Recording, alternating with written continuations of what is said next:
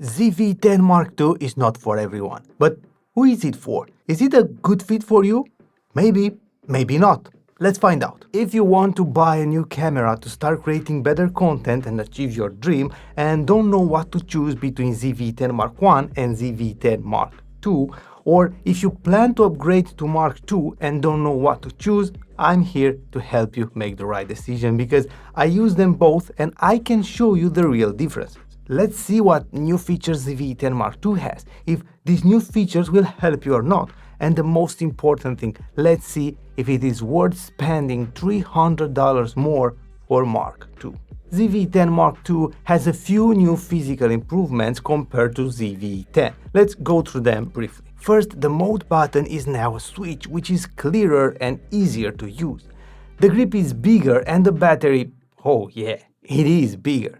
Now we have NPF-Z100, which is bigger than NPF-W50. Another upgrade to note is the display, which is a full touchscreen. Besides that, the display information will rotate with the camera if you shoot in portrait mode. But what about the image quality improvements? First, the sensor of Mark II is the same one we find on FX30, which is more advanced than the first version. You will see that this fixes a lot of problems. When it comes to quality, with Mark II we can now shoot 4K 60 or 50 FPS compared to the Mark I, which doesn't have 60 FPS on 4K. We will talk immediately about the overheating. Also, we have now all the professional codecs. But we have more. We can use 10-bit now, this is crazy good. And more, we can import our LUTs directly into the camera and besides this, shoot log and use as log 3. The active stabilization on ZV-10 Mark II is much better. The image doesn't have a lot of strange artifacts or movements in the corners, and the crop is smaller than the crop that ZV-10 has. Also, the rolling shutter is good on this new model. If you walk or run, that annoying effect is almost non-existent. And when it comes to streaming, this is so good. Directly with the USB-C cable, Full HD 50 or 60 FPS and 4K 30 FPS. This is crazy. We can find a few more upgrades, but these are the biggest ones. Of course, I will add affiliate links in the description down below for both cameras if you want to buy one, and if you click on my links, you're not going to pay anything extra, but I will earn a small commission and this will help me to keep sponsors away from this channel and create more content for you. Thank you. Now let's see for whom are these upgrades necessary. Maybe you're not going to use them. Who knows? First, the mode switch. If you take photos often with the camera, shoot slow motion and video, and switch these modes often, the mode switch can be handy. I use my ZV-10 for talking head videos and I rarely switch modes, but if you do it, this aspect can be a nice one for you. Second, the bigger grip. If you walk on the street or travel a lot with the camera, the bigger grip can help you. But if you use your camera like me 99% of the time on a tripod, you are not going to feel this upgrade. Next, the bigger battery. It is always better to have a bigger battery. If you should travel, yes, this upgrade is really helpful. If you shoot talking head videos and don't want to buy a dummy battery or a big NPF with an adapter plate, this is also useful. This NPF-Z100 will last for an entire video. You can shoot for 2 hours or maybe more. But if you use it for streaming, you need a dummy battery anyway. This is the safest way to stream. The full touchscreen display is good to have.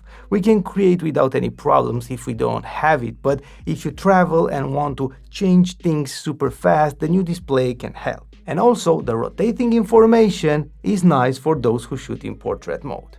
For talking head videos, I don't think this upgrade is mandatory, but it's good to have it.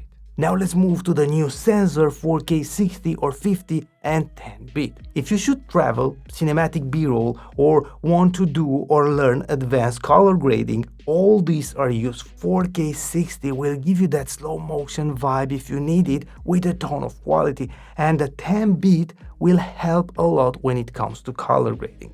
But if you shoot like me in the studio with controlled lights, just talking head videos, 99% of the time you're not going to use any of these features. So this upgrade, it's about your style. You need to think if you need slow motion or not, if you want to do advanced color grading or not. The better stabilization is clear. Do you walk and talk? Do you need it? If you do travel vlogs or shoot while moving, clearly this camera is for you. But if you shoot like me on a tripod all the time, this is totally useless. And the same thing happens with the rolling shot. Now, the streaming upgrade.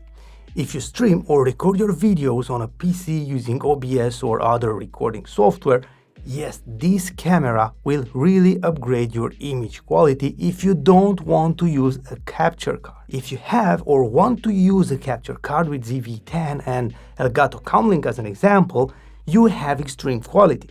But if you want quality with USB-C directly, you need the Mark II. And if you find this video useful until now, don't forget to press the like button and consider subscribing. Thank you. Now, the biggest question is if it is worth the extra $300 for you. And to make this decision, you need to first know about overheating. Please take into consideration that many factors can influence the overheating problem, and it is hard to obtain exactly the same results. In the studio here at 73-75 Fahrenheit, when I shoot 4K 25 FPS, I don't have any overheating.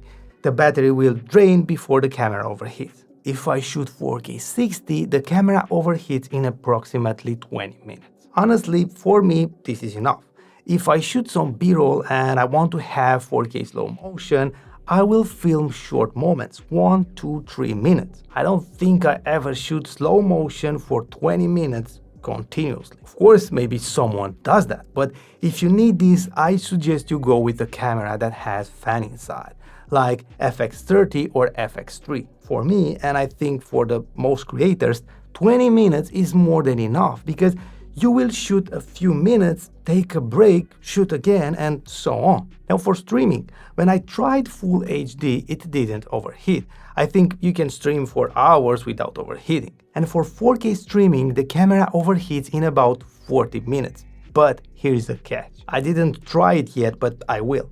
When you stream using the USB-C port, the camera will charge at the same time, and this will lead to overheating fast, but we can turn the charging off and use a dummy battery. Like this, I think the camera won't overheat. It's only a theory at this point. I need to try it, or maybe someone will try it and let us know. Now, the biggest question is if it is worth the extra $300 for you, or if you can buy a great lens with that money and achieve incredibly good quality. After analyzing all these facts, we arrive at a logical conclusion, and we have two situations. Number one, if you shoot dynamic videos, travel, move, walk and talk, need image stabilization, want to shoot cinematic.